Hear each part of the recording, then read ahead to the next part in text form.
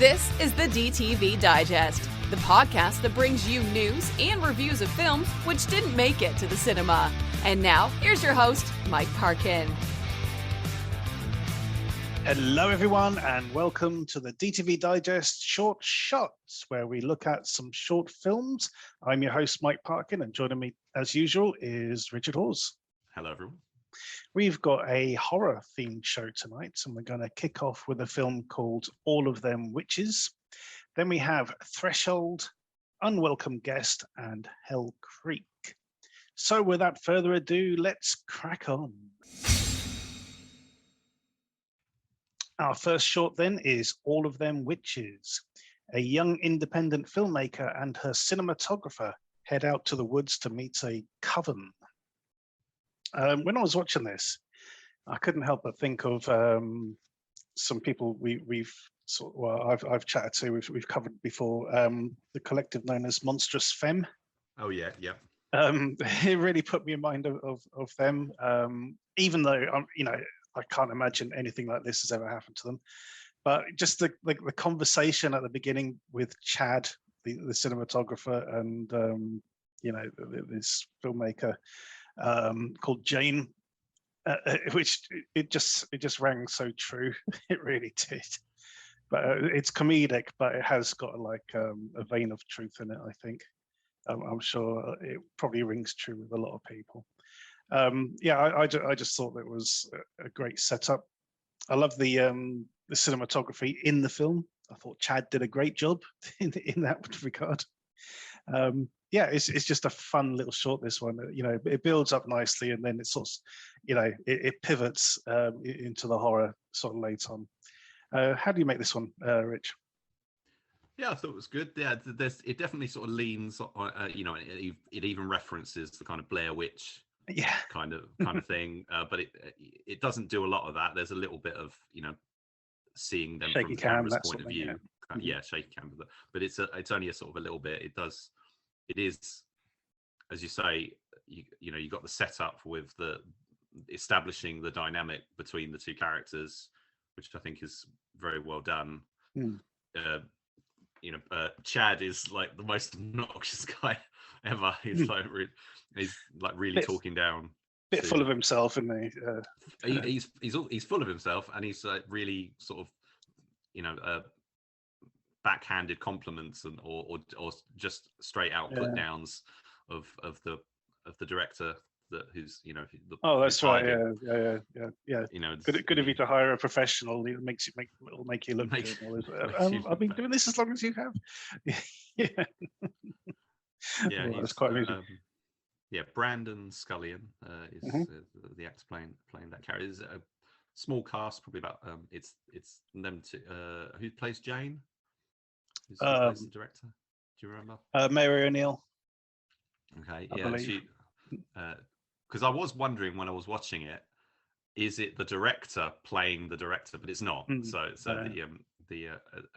she's like, she's probably like an avatar for. I'm sure. Emily, I would presume. I wouldn't be surprised if there was a nugget of reality. Autobiographical. Yeah, exactly.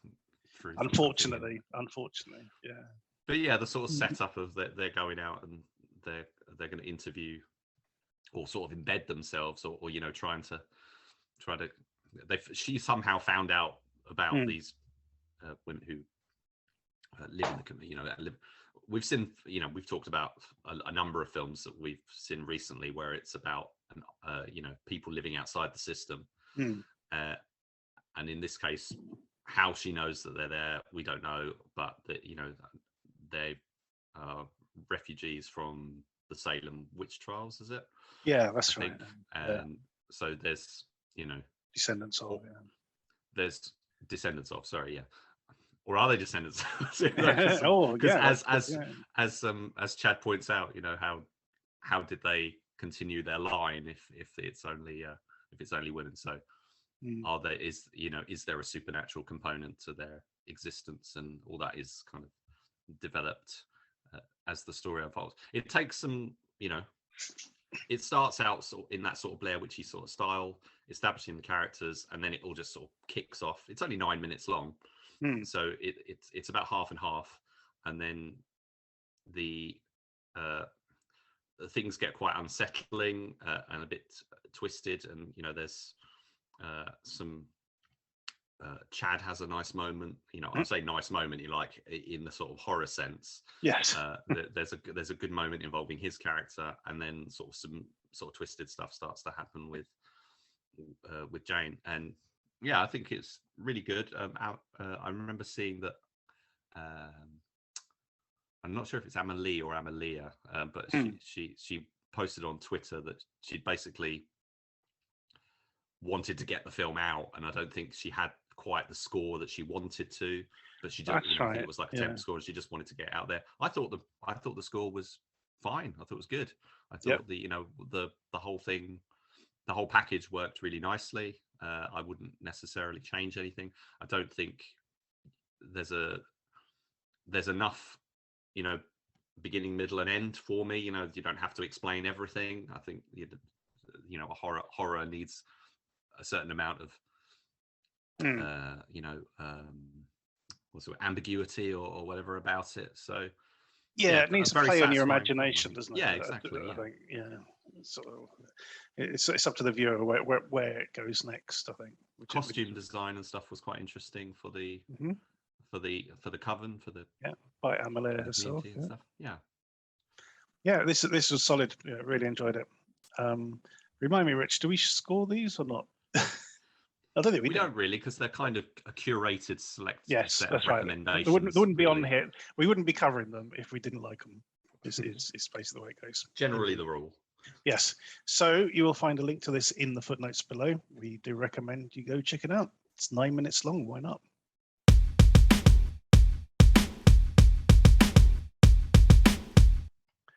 Our next short is Threshold. It's nighttime in a sleepy suburb where a man tinkering in his garage is visited by something peculiar. I absolutely love this particular one. I thought the mood was great, the way it was shot, the way the threat in inverted commas works. It reminded me of Aliens. The scene in Aliens where they're all down under the nuclear reactor, and they try to rescue this girl, and then they have to kill her, and then all of a sudden the walls and everything start moving because the aliens have been there all the time. It's that sort of thing. You're looking at something completely innocuous, and then it moves, and you go, "Oh my God, it's been there all the time." You've been staring at it and not seeing it, which I thought worked absolutely superb. A nice little nod to John Carpenter in the middle of this. You notice that one?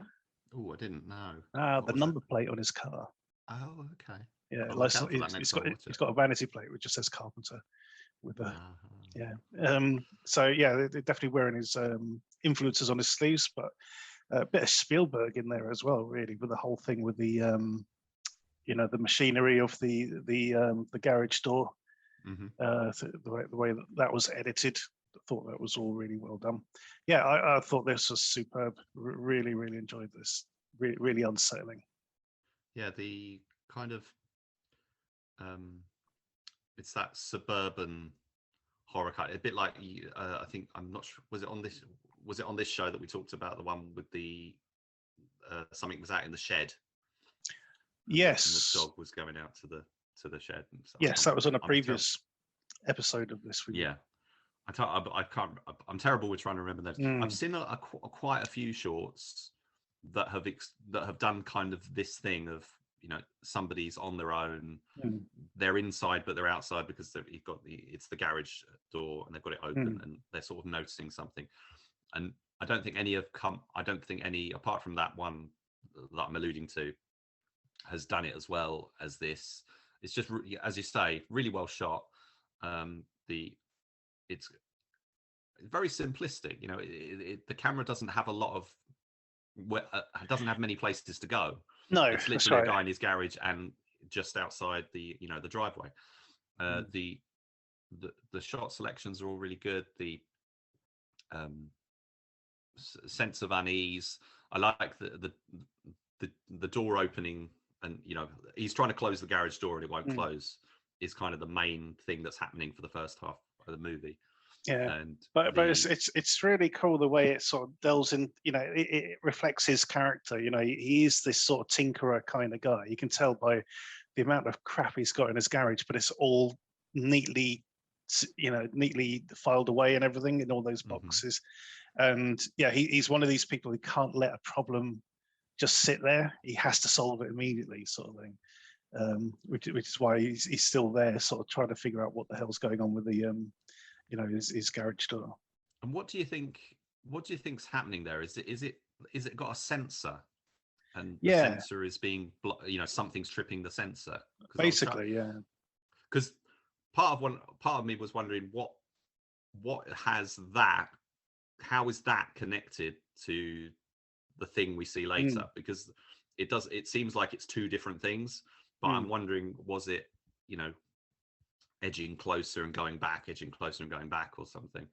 I think so. Yeah. Because then later you see, he's looking out onto the driveway and you see something. Yeah. And it's further away, and then it gradually comes in. And like you say, you've got that. Well, there's two things actually, because there's a whole thing about some moths, including a really big moth, which is very well executed on the ceiling, and then you kind of his attention is turned there, and he looks elsewhere, and then something else appears. That bit you mentioned too, the bit like Aliens is probably the best bit. I think it was like a brilliant like a moment. contortion of the body kind of thing going on. This is from writer-director Paul Johnston. He wrote the film, or wrote a story on which the film The Girl on the Floor film was based on, apparently. Is that the one with CM Punk? Yes. Apparently there's a based on a story by credit for him. So whether I think he might have written a story that was, or co-written a story that was adapted, but elsewise he's a short filmmaker. There's one called Verses, which has got a really it's like a thriller. I haven't watched it yet, but on his IMDb page, the poster is like really really engaging. The Threshold's got a really good poster as well. Yeah. So when a short film has got a really stylish poster, you generally know it's going to be one of the good ones. Generally speaking, in terms of being worth a look, because short films can be a bit hit or miss. You don't know whether you're going to get something incredibly amateurish or incredibly professional. Indeed. It's a much more wider spectrum than feature filmmaking, to an extent, I would have thought. I would say so. He's clearly been developing his craft for quite some time. This was made, I think, last year, or originally did a festival run sort of thing last year, and it's just recently been released on his YouTube channel. Indeed. Yeah, thoroughly recommend it, and go check it out in the footnotes.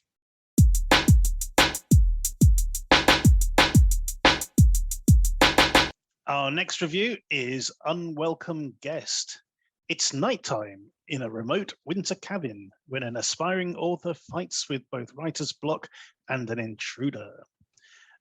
Similar theme in a way to the previous film, in that we got a lone person who starts wondering what's going on around them. Have you ever had your house broken into, Rich? Touch wood. No. When I lived in Bristol, I used to have my neighbour come round, my neighbour's daughter come round and do some chores.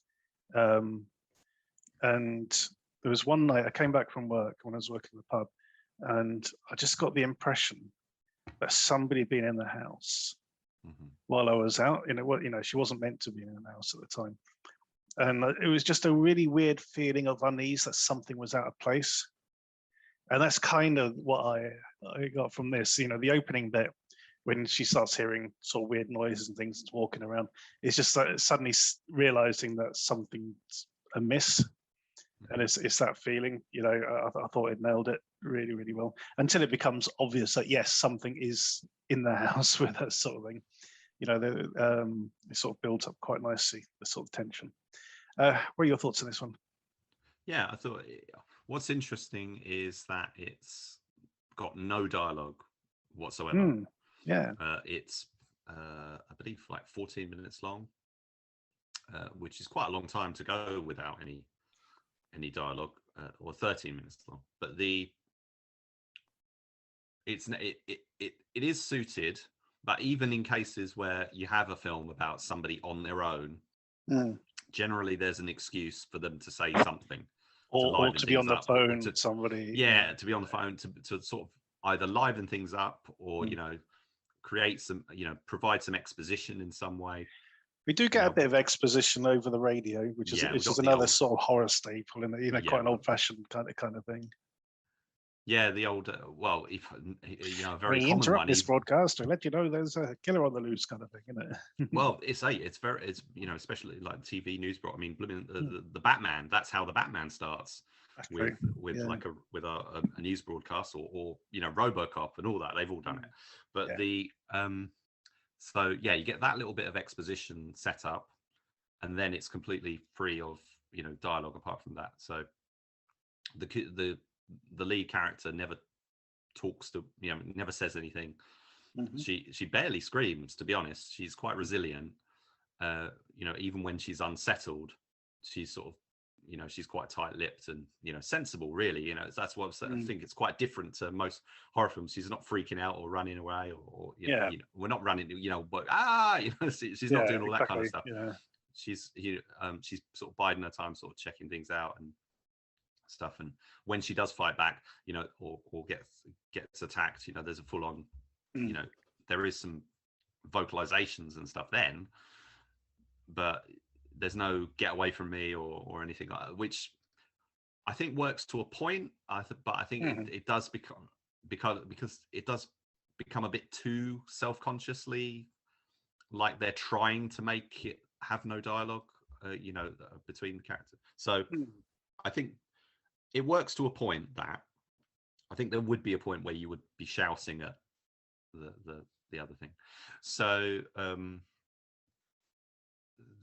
I think what's good about it is, say, because it's a very visual film, that they've taken a lot of care and attention with a lot of setups. There's cuts very frequently to all different things, all different angles, close-ups, things, inserts. And everything is deliberate. There's not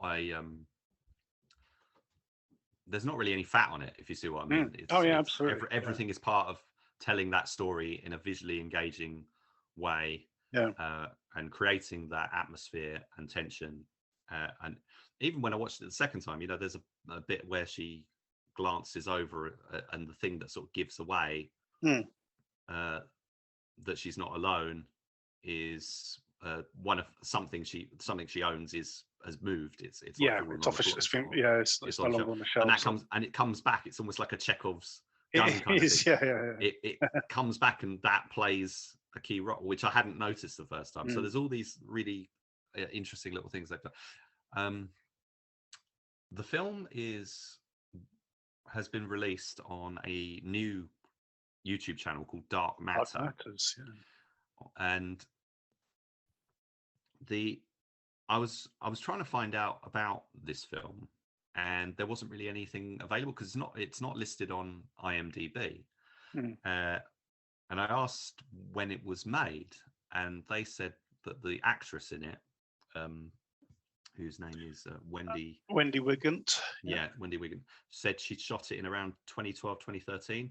But basically, the director seems to have walked away from filmmaking, or something happened to them. I don't know. But they're not. They don't seem to be in the industry anymore, and they don't have I don't think I could find any website or IMDb page or something. So I was really curious, because this is clearly a filmmaker. Film, I think it's John Sabatine. Yeah, that's right. Is the name.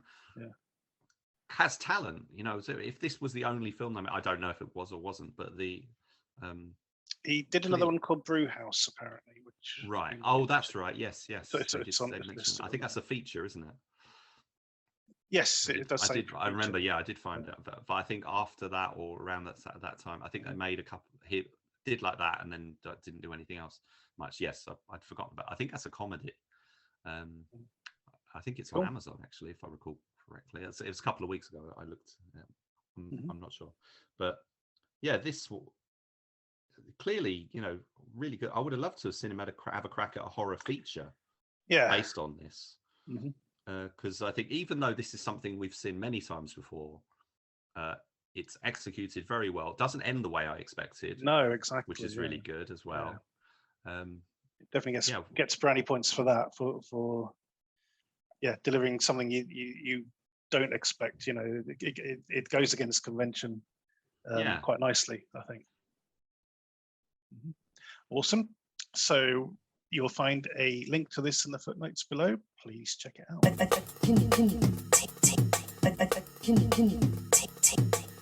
Our final review this week is HellCreek. It's daytime in a prehistoric forest where a hunter from the future finds he has bitten off more than he can handle and must reach safety or become lunch. You mentioned earlier, Rich, that this sort of shared a theme with the previous film that we looked at, Unwelcome Guest, and I was like, really? I couldn't quite see it. But as we were talking about Unwelcome Guest, I started to realize what you were getting at. So we have another protagonist who doesn't speak for the duration of the short, and has to deal with a antagonist, but a much sort of larger than life one than the other ones have to deal with. And we don't get any exposition on a radio or anything in this one. No, it's literally, you have to. I mean, the synopsis I gave is what I pulled out of my ass, basically, from watching it a couple of times. I gather he was in the past and is, ends up back in the future when the film ends, but could be the other way around for all I know. But this is pretty good. It has a great location that works really well. The sound effects are really good for this because we hear other sort of would-be hunters in the distance, in the trees and things, meeting their end. But we sort of, we're totally focused on this one guy and his misadventure.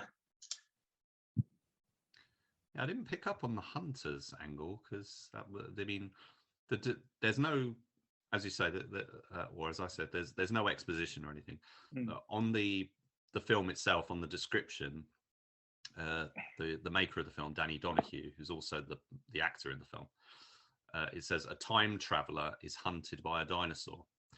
So I think he's just supposed to be a scientist who's traveled through time. He's got no equipment with him or anything, just his and he don't even realize what his harness is until towards the end. But you hear other people in the background, and there's a weird sort of flashback scene with a sniper's rifle and a bloody boot as well, which I didn't spot. I didn't realize the first time. I only spotted it. Well, I think there's something's going on with like an amnesia, perhaps. I'm not sure. You could take it as like a trauma. He's just sort of running away and sort of experiencing it, or something happened and he's forgotten about it, and his memory is being jogged now. And that could be something that's supposed to have happened. He's traveled through time. Something happened and he ended up traveling through time, and we don't know, because you could say, I mean, it may be that this is like a proof of concept, because there's not enough that's really put onto the bone. I mean, you don't even know why it's called HellCreek. I think the HellCreek is a location, from what I think so. Yeah. In the description. And he's